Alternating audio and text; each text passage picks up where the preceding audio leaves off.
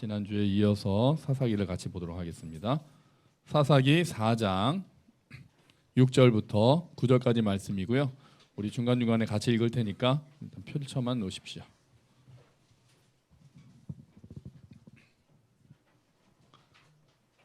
사사기 4장 6절 다 펼쳐 놓으시면 되겠습니다.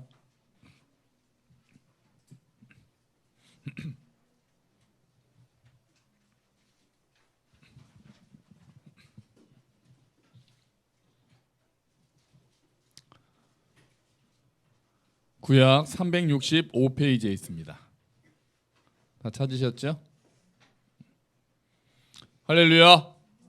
네, 찾으셨으면 저를 보시면 됩니다. 자, 우리 지난주에는 우리가 구약에 나타나는 사사 중에서 유일한 여성 사사를 우리가 살펴봤습니다. 누구였습니까?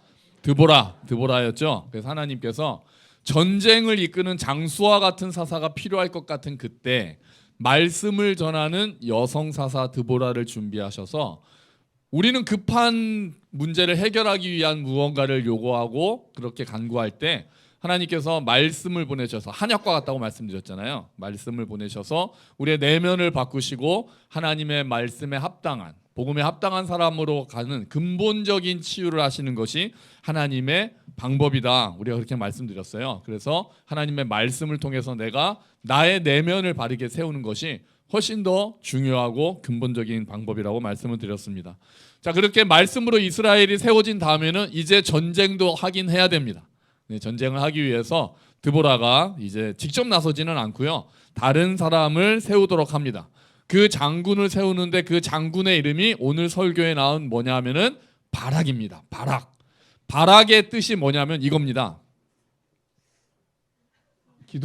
기도가 아니고요. 이겁니다. 이거. 바락의 뜻은 이겁니다. 뭡니까? 번개, 약간 벼락. 왠지 비슷하지 않아요? 바락, 벼락, 뭐 번개. 네, 그렇게 이제 뜻이 통하죠. 그러니까 이름만 들어도 왠지 싸움을 잘할 것 같습니다. 이름이 번개같이 이렇게 그냥 번개같이 싸울 수 있는 그런 장군인 것 같아요. 그래서 그런 장수인 것 같으니까 우리가 한번 4장 6절 7절만 한번 같이 읽어보도록 하죠. 드보라가 사람을 보내어 아비노함의 아들 바락을 납달리 게데스에서 불러다가 그에게 이르되 이스라엘의 하나님 여호와께서 이같이 명령하지 아니하셨느냐? 너는 납달리 자손과 스불론 자손 10,000명을 거느리고 다볼산으로 가라. 내가 야빈의 군대 장관 시스라와 그의 병거들과 그의 무리를 기손강으로 이끌어 내게 이르게 하고 그를 내 손에 넘겨주리라 하셨느니라. 아멘. 자, 드보라가 바락한테 명령하는 거죠. 납달리 자손, 스불론 자손 10,000명 데리고 다볼산으로 가라. 그러니까 아주 구체적인 전략을 드보라가 제시합니다.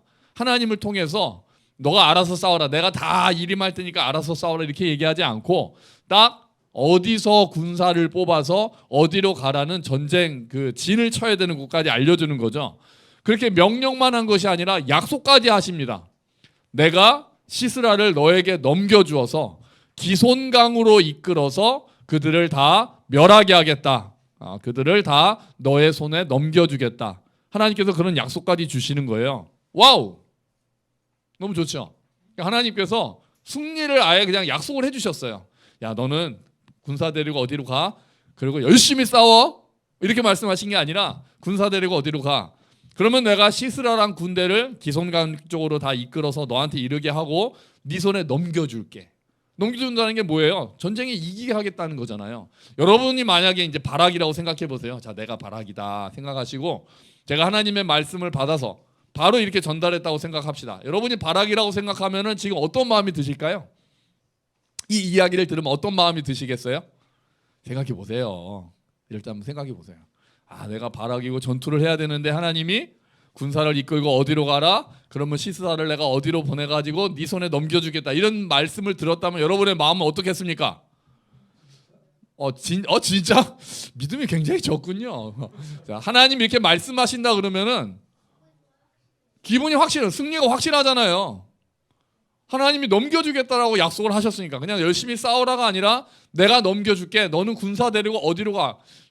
가야 되는 곳도 정해주시고 싸울 수 있는 것도 알려주시고 전쟁까지 이기겠다고 약속을 하시니까 아멘 하고 가는 거죠. 우리가 이 정도까지 하나님 말씀을 만약에 듣는다면 아멘 하고 그냥 가는 거죠. 그런데 하나님께서 밥상을 차려주신다고 하니까 먹기만 하면 돼요. 떠먹기만 하면 되는 거예요. 아싸 하고. 더군다나 바락은 번개잖아요. 그런데 바락의 반응이 묘합니다. 바락의 반응이 묘해요. 아멘 가겠습니다 이렇게 해야 될 것 같은데 그러진 않아요. 8절을 읽어볼까요? 같이 읽겠습니다. 바락이 그에게 이르되 만일 당신이 나와 함께 가면 내가 가려니와 만일 당신이 나와 함께 가지 아니하면 나도 가지 아니하겠노라 하니. 어머나 이게 지금 뭔 소리입니까? 지금 누구한테 하는 얘기죠? 드보라한테 하는 얘기예요. 드보라한테 바락이. 딱 드보라가 여성 사사가 야 하나님이 너한테 어디로 가서 군사 이끌고 가면은 시스라를 넘겨주겠다고 약속하셨어 이렇게 했더니 아멘 가는 게 아니라 만약에 드보라 사사님 저랑 드보라 사사님이 같이 가시면 저도 가고 안 가시면 저 안 갑니다. 배 째겠습니다. 지금 배 째라 하잖아요. 너무 이상하지 않아요? 드보라가 싸움을 잘하는 사람이 아니란 말이에요. 여성 사사란 말이에요. 말씀을 전하는. 그런데 당신이 안 가면 나도 안 가겠다. 바락이 지금 뭘 하고 있는 겁니까? 발악을 하고 있는 거죠 지금. 아 이름 따라 간다니까요. 제 그 이상한 이론 아시죠? 저 이름 보면 대강 안다는. 지금 발악하고 있는 거예요. 바락 당신이 안 가면 안 갑니다. 지금 그러고 있는 거예요. 바락은 뭘 구하는 겁니까? 눈에 보이는 걸 원하는 거예요. 눈에 보이는 드보라 사사가 같이 가기를 원하는 거예요. 말씀을 믿고 가는 게 아니라 눈에 보이는 사람을 따라가겠다라고 지금 이야기하고 있는 거예요. 조건부 순종을 하고 있습니다. 만일 당신도 같이 가면 나도 가겠다. 만일 이렇게 해 주시면 내가 가겠다. 이렇게 얘기하는 거예요.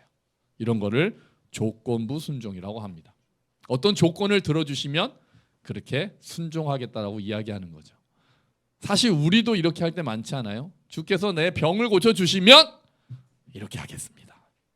주께서 지금 내 문제 해결해 주시면 이렇게 하겠습니다. 주께서 우리 아이들 대학에 붙여주시면 이렇게 하겠습니다. 우리 많이 하지 않아요? 반대로는 그러지 않을 때는 이런저런 핑계 대죠. 하나님 말씀에 토를 달 때도 많죠. 주님 제가 지금 상황이 그럴 상황이 아닙니다. 형편이 나아지면 순종하겠습니다. 이런 신앙을 이렇게 부를 수 있습니다. if 신앙. 뭐예요? 한글로 말하면 만약의 신앙이에요. 만약에. 만일 이렇게 해주시면 만약 들어주시면 제가 순종하겠습니다. 근데 이 신앙은 불신앙이라고까지 말할 수는 없겠지만 아직 너무 어린 신앙이죠. 이렇게 해주시면 내가 이렇게 하겠다. 우리는 어디로 성장해야 됩니까? 1위로 성장해야 됩니다. 도신앙이에요. 도신앙. 도신앙은 한글로 바꾼다면 이렇게 바꿀 수 있습니다. 그럼에도 불구하고 신앙인 거죠. 다니엘의 세 친구가 이런 믿음을 가지고 있었습니다. 다니엘의 세 친구 사건 간단하게 말씀드리면 느부갓네살 왕이 왕의 신상에 절해라. 신상에 절하지 않으면은 어디에 쳐넣겠다. 불 속에 쳐넣겠다. 이렇게 딱 반포를 하죠. 그랬는데 다니엘의 세 친구가 신상에 절하지 않습니다. 붙잡아 버렸죠. 붙잡아 가지고 너 왜 절 안 해? 너 지금이라도 절해. 안 하면 너 이 풀무불 속에 용광 속에다 집어넣겠다. 그랬더니 이렇게 이야기를 합니다. 한번 볼까요? 다니엘서 3장 17절 18절 말씀 같이 읽어보죠. 왕이여 우리가 섬기는 하나님이 계시다면 우리를 맹렬히 타는 풀무불 가운데에서 능히 건져내시겠고 왕의 손에서도 건져내시리이다. 그 다음에요.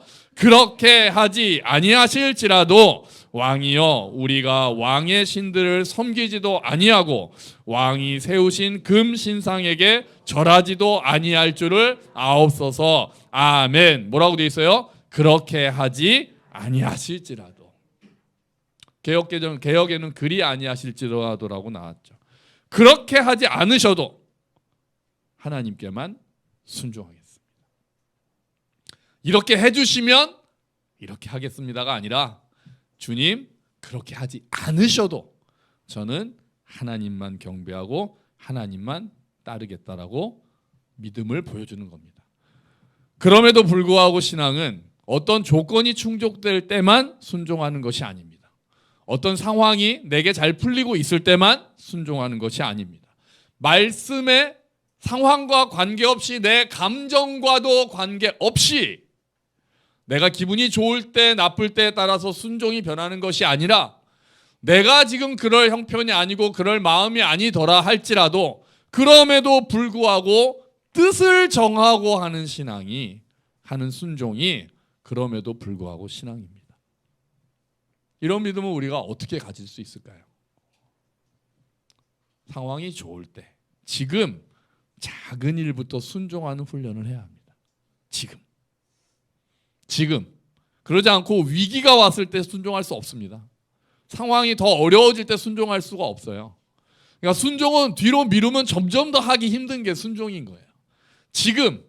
내가 지금 작은 일, 내 앞에 있는 그 작은 일, 그때 내가 말씀에 따라 사는 법을 훈련할 때, 그때 정말 어려움이 왔을 때도 그렇게 하지 아니하실지라도 하나님을 믿고 순종하겠다라고 고백할 수 있는 거예요. 여러분, 우리의 믿음이 이렇게 자라기를 축원합니다. 만약의 신앙으로 멈춰 있지 말고, 만약 이렇게 해주시면 제가 어떻게 할게요, 이런 신앙에 멈춰 있지 말고, 그렇게 하지 아니하실지라도 나는 내 마음이 확정되었다. 내 마음이 확정됐다. 지난주에 시편 묵상할 때 나왔던 말이죠. 내 마음을 정하고 다니엘처럼 뜻을 정하고 하나님께, 그렇게 하지 아니하실지라도 하나님을 의지하고 순종하겠다라고 고백하는 믿음. 여러분, 우리가 그 믿음까지 다 자라야 될 줄로 믿고 소망합니다. 네, 여러분, 드보라가 바락의 이 말을 들었을 때는 어떤 생각을 했을까요? 바락이 이렇게 말했다고 생각해 보세요. 드보라 입장에서. 아까는 바락의 입장이셨죠. 여러분이 드보라라고 이제 또 바꿔서 생각해서 바락한테 이렇게 가라고 그랬더니 같이 가시면은 저도 가고요, 안 가시면 안 갑니다 이랬다면 여러분 어떤 생각하셨겠어요? 속으로는 아이고 막 좀 이렇게 답답하기도 하고, 이 화상아 그럴 수도 있고, 아니 네 번개 같은 장군이 왜 이렇게 약하나 그럴 수도 있죠. 하지만 그런 내색을 하지 않습니다. 그렇게 얘기합니다. 9절을 한번 같이 읽어볼까요? 이르되 내가 반드시 너와 함께 가리라. 그러나 내가 이번에 가는 길에서는 영광을 얻지 못하리니 이는 여호와께서 시스라를 여인의 손에 파실 것임이니라 하고 드보라가 일어나 바락과 함께 게데스로 가니라. 아멘. 드보라도 대단하죠. 드보라는 전쟁에 대해서 아는 사람이 아닌데 그래도 갑니다. 하도 뭐라고 하니까 완전 약간 엄마 같은 마음이 아닐까 싶어요. 막 떼쓰는 아들을 보는 엄마의 마음이죠. 근데 대가가 있었어요. 드보라가 가는데 대가가 뭐였습니까? 네가 이번 전쟁에서는 영광을 얻지 못한다. 자, 전투에서 가장 큰 영광은 어떤 영광입니까? 뭐 할 때 가장 큰 영광을 얻습니까? 적의 장수를 죽였을 때. 이긴 정도가 아니라 적의 장군의 목을 딱 쳤을 때 그 사람이 최고의 영광을 얻는 거잖아요. 이게 삼국지나 이런 데 보면 나오잖아요. 적의 장수의 목을 딱 이렇게 쳐가지고 이기면은 그냥 제일 큰 영광을 얻잖아요. 그런데 승리는 할 거야. 드보라는 이렇게 얘기하는 거예요. 승리는 할 거야. 내가 같이 가서 승리는 할 거야. 그런데 너가 그 최고의 영광을 얻지 못할 거야. 적장을 죽이는 영광을 얻지 못할 거야. 왜냐? 하나님께서 여인의 손에 시스라를 파신다는 얘기는 그 시스라는 어떤 여인이 죽이게 될 거다라고 얘기하고 있는 거예요. 바락에게 그렇게 이야기하는 거예요. 그러니까 네가 이번 가는 길에서 영광을 얻지 못한다고 하신 말씀은, 그러니까 원래 바락이 그 영광을 얻게 돼 있었던 거예요. 하나님의 계획에는 딱 가서 전쟁도 이기고 하나님이 네 손에 넘겨줬다고 아까 말씀하셨잖아요. 그러니까 바락이 시스라까지 죽여서 바락이 그냥 뜨게 만드는 게 하나님의 계획이었단 말이에요. 그런데 바락이 당신이 안 가면 나 안 가요. 말씀을 믿고 아멘하고 순종하지 않고 조건부로 당신이 가면 갈게요라고 했더니 하나님께서 알았어. 그러면 승리는 하겠지만 너는 상을 못 받아. 너는 내가 준비했던 상 취소. 다른 사람에게 기회가 넘어가는 거예요. 여러분 어떤 생각이 드세요? 좀 안타깝지 않으세요? 좀 안타깝잖아요. 우리도 근데 크게 다르지는 않죠. 좀 부끄럽기도 하죠. 근데 사실 반전은 있습니다. 어떤 반전이 있냐면 하나님이 이런 바락의 모습조차 받으세요. 그리고 히브리서 11장에 믿음의 영웅들의 바락이라는 이름을 넣으십니다. 11장에 믿음의 영웅들이 쭉 나오잖아요. 그런데 바락의 이야기는 있지 않지만 이름이 들어가요. 그러니까 이렇게 부족한데도 하나님께서 결국 믿음의 영웅의 이름에는 넣어주시는 거예요. 여러분, 우리도 부족하지만 우리도 사실 바락과 크게 다르지 않잖아요. 조건부로 순종하려고 하잖아요. 하지만 하나님께서는 우리도 나중에 수고했다고 칭찬해 주실 거예요. 아멘. 감사하죠. 하지만 그렇다 할지라도 결국 그렇게는 되겠지만 우리의 연약함을 아시고 우리를 또 불쌍히 여기시고 우리를 높여주시겠지만 그게 우리가 가야 되는 최선의 길은 아닌 거예요. 바락도 드보라의 말씀을 듣고 당당하게 믿음으로 나갔으면 훨씬 더 좋았을 거예요. 시스라 이기는 정도가 아니라 그 적장에 목까지 치는 영광을 얻었을 거란 말이에요. 하나님도 그것을 원하시고 계획하셨던 거예요. 하지만 바락은 말씀에 온전히 믿음으로 순종하지 않음으로써 하나님이 주시려고 했던 상을 놓치게 된 거예요. 여러분, 우리는 이 상을 놓치지 않기를 축원합니다. 하나님이 주시려고 했는데 순종하지 못해서 못 얻는 상이 있을 수 있다는 거예요. 하나님이 주시려고 하셨는데 우리가 순종하지 못해서 놓치는 기회들이 있다는 거예요. 그러니까 아까 우리가 하나님의 말씀을 붙잡고 순종하는 훈련을 하자 그랬잖아요. 아까 말씀드렸잖아요.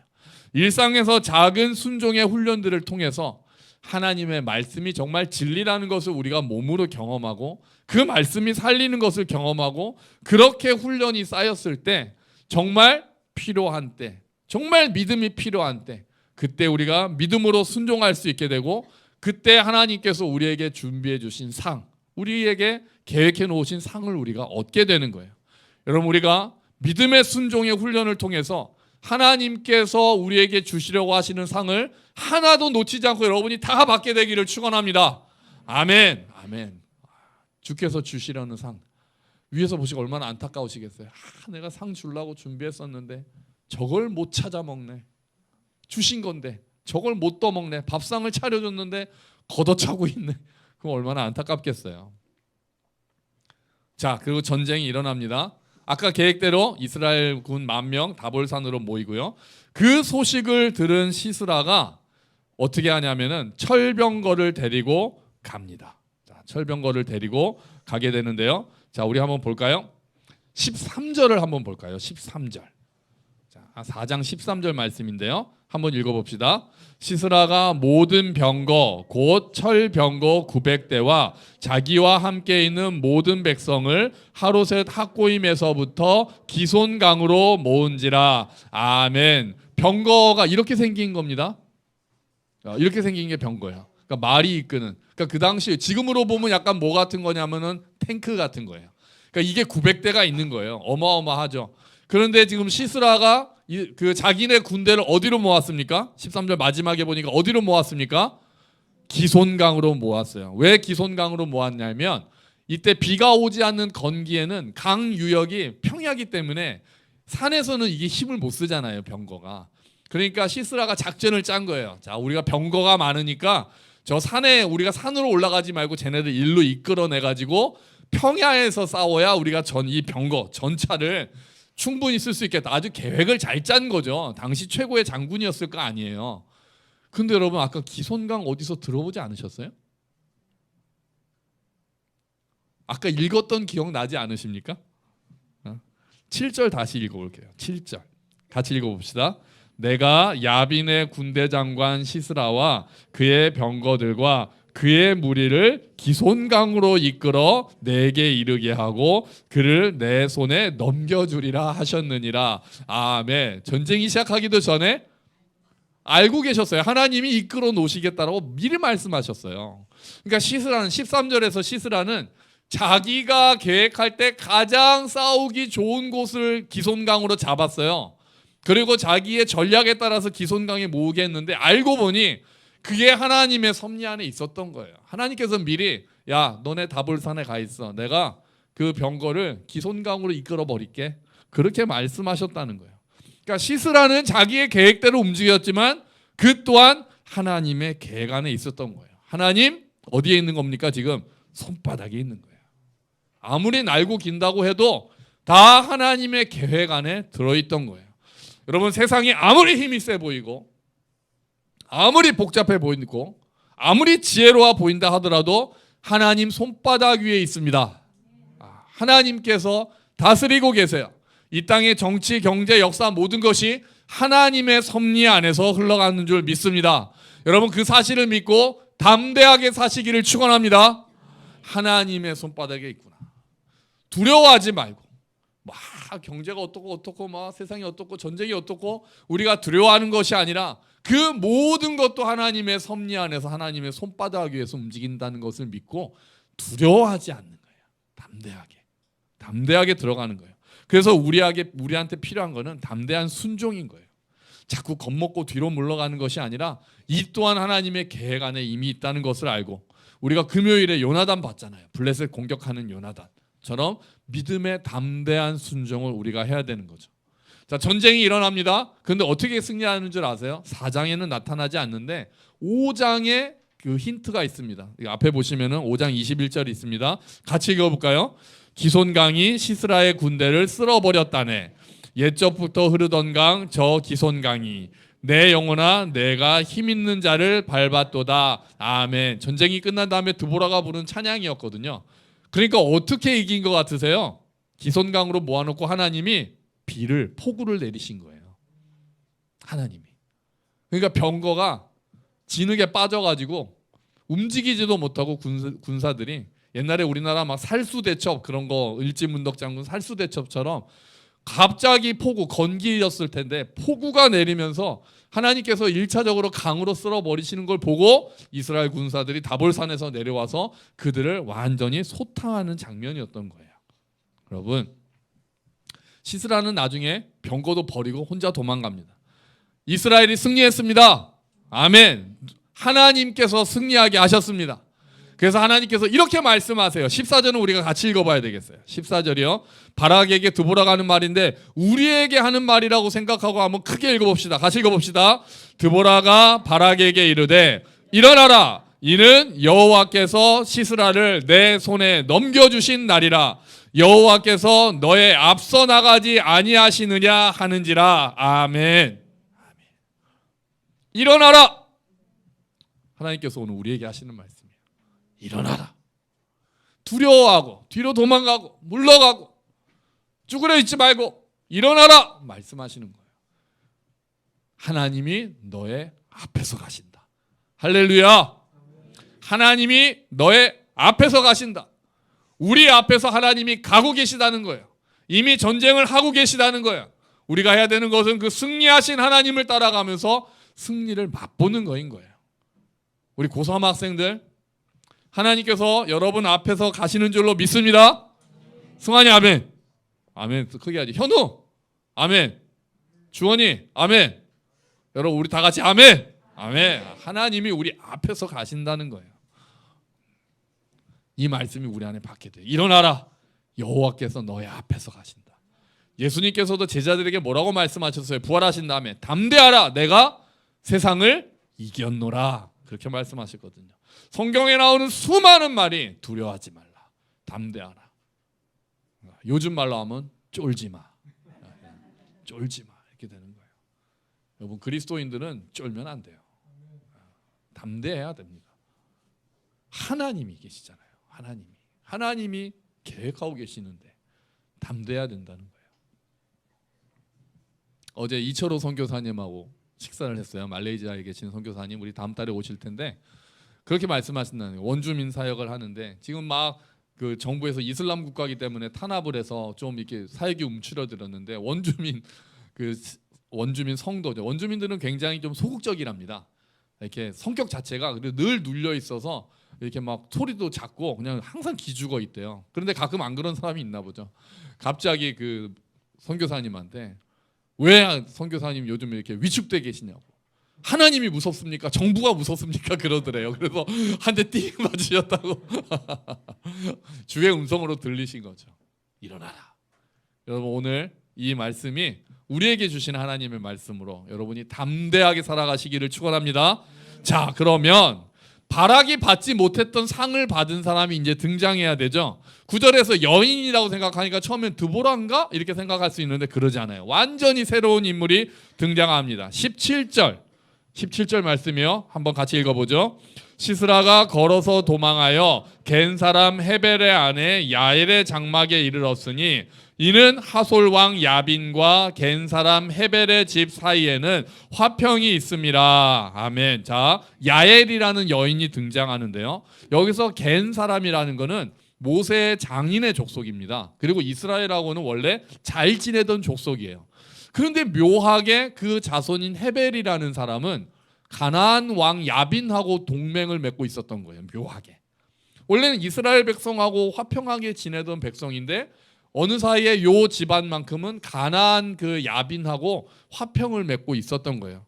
그러니까 어떤 학자들은 이스라엘 군대의 움직임을 아마 이 헤벨이 시스라에게 알려줬을 거다 이렇게 보기도 합니다.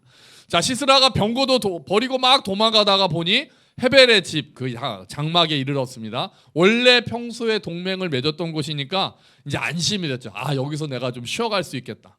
그랬더니 아니나 다를까 시스라가 도착했더니 야엘이라는 여인이 나와서 들어오라고 그러고 이불 깔아주고 여기서 쉬라고 그러고 좀 물 좀 주세요 그랬더니 막 귀한 우유 갖다 주고 그럽니다. 속셈이 좀 불안합니다. 너무 잘해주면 대가 없는 호의는 좀 수상하잖아요. 다 속셈이 있었죠. 자, 시스라가 잠들었습니다. 너무 힘들었겠죠. 전쟁을 하고 이제 빨리 본국으로 도망가야 되는 상황에서 잠들었더니 이런 장면이 펼쳐집니다. 이런 장면이 펼쳐집니다. 이 다음 장면은 삭제됐습니다. 너무 잔인해서 삭제됐습니다. 말뚝으로 자고 있는 시스라의 머리를 딱 대고 말뚝으로 박아가지고 그냥 바닥에다가 꽂아버렸다라고 이야기합니다. 너무 잔인해서 그림은 삭제했어요.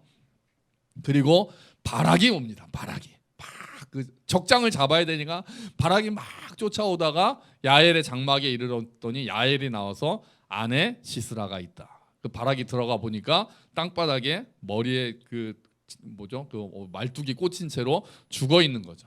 바락은 어쩌면 많이 실망했을지도 몰라요. 자기가 마지막 적장을 잡으려고 했는데 그리고 그 말씀이 생각났겠죠. 어떤 여인의 손에 넘겨주겠다. 그래서 어쩌면 후회했을지도 모릅니다. 그때 내가 순종할 걸. 그래서 이 사람 내가 잡았어야 되는데 후회했을지도 모릅니다. 사실 시스라 입장에서는 배신당한 거죠. 원래 자기랑 동맹 맺었던 곳인데 그 야엘은 왜 이렇게 했을까요? 왜 야엘은 원래 화평하게 지냈던 가나안의 장군인 시스라를 이렇게 자기가 직접 죽였을까요? 아마 야엘이 전쟁을 유심히 살펴봤던 것 같아요. 만약에 이스라엘이 지면 상관이 없는데 이스라엘이 이기면은 자기 집도 문제가 생길 수 있잖아요. 가나안 땅이 왕이랑 화평을 하고 있었으니까 이스라엘이 이겨서 자기 집안도 망할 수 있다고 생각을 하고 유심히 보고 있을 때 이스라엘이 이긴 거예요. 그리고 시스라가 도망온 거를 보고 지금 기회가 왔구나 이렇게 생각한 것 같아요. 이스라엘 편에서 내가 이스라엘 편이다라는 그것을 증명할 기회를 잡은 거죠. 그래서 야엘은 시스라를 죽여서 자기의 가정을 구원했습니다. 그리고 자신이 이스라엘 편임을 증명했어요. 야엘의 지혜와 용기가 야엘의 집안을 구하고 하나님이 주신 기회를 놓치지 않았던 그 결단이 그들을 살렸던 겁니다. 여러분, 하나님이 우리에게도 기회를 주세요. 기회를 주세요. 아까 바락에게도 기회를 줬잖아요. 가라. 그런데 바락은 그 기회를 놓쳤죠. 그런데 야엘은 자기에게 온 기회를 놓치지 않았습니다. 우리에게 어떤 기회를 주세요? 순종할 기회를 주세요. 상 받을 기회를 주세요. 우리가 어떤 사람에게 복음을 전할 기회를 주시기도 해요. 사랑으로 섬길 기회가 찾아올 수도 있습니다. 기도에 응답받고 은혜를 경험할 기회가 찾아올 수도 있어요.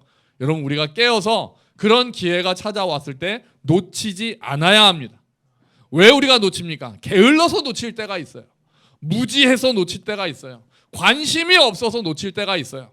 하나님이 우리에게 상 주시려고 주시는 많은 기회들이 있는데 그거를 놓치는 경우가 많다는 거예요. 그리고 나중에 후회해도 소용이 없는 거죠.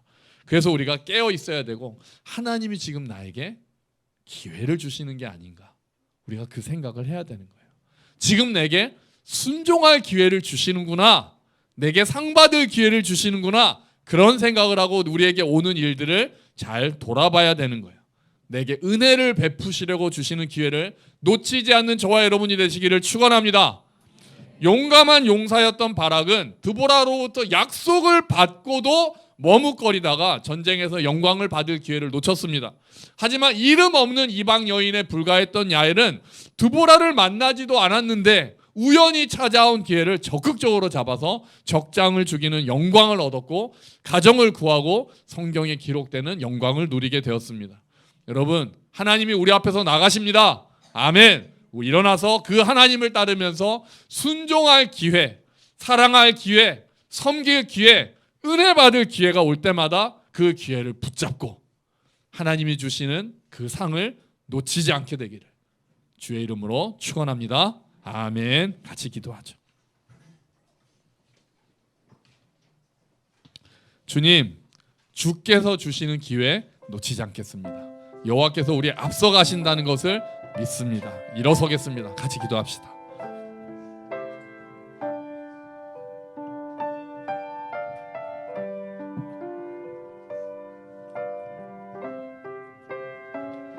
주님, 감사합니다. 아버지 하나님, 우리가 기회를 놓치지 않는 자들 되고 하나님이 우리의 앞서 가시는 것을 믿고 우리가 말씀에 그럼에도 불구하고 순종함으로 하나님께서 주시려고 하시는 그 많은 상들 하나도 놓치지 않는 우리 교회가 되도록 주님 도와주시옵소서.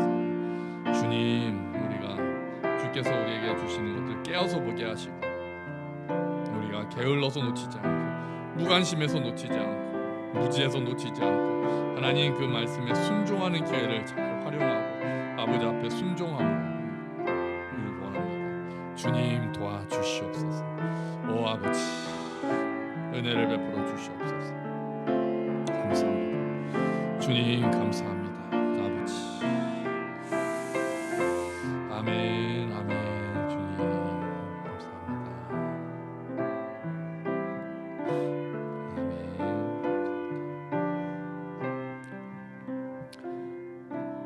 하나님 아버지, 하나님께서 우리의 앞서 나가심을 믿습니다. 모든 것이 아버지의 손에 달려 있음을 믿습니다. 주님, 우리에게 기회를 주시는 하나님 아버지의 은혜를 기억하게 하시고 깨어서 살피게 하시고 우리에게 순종할 기회를 주셨을 때 우리가 머뭇거리고 만약의 신앙으로 그것들을 물리치는 것이 아니라 그럼에도 불구하고 신앙을 가지고 하나님께서 주신 순종의 기회를 놓치지 않고 하나님께서 주시는 그 상의 기회를 놓치지 않는 우리 모두가 될 수 있도록 주님 은혜를 베풀어 주시옵소서.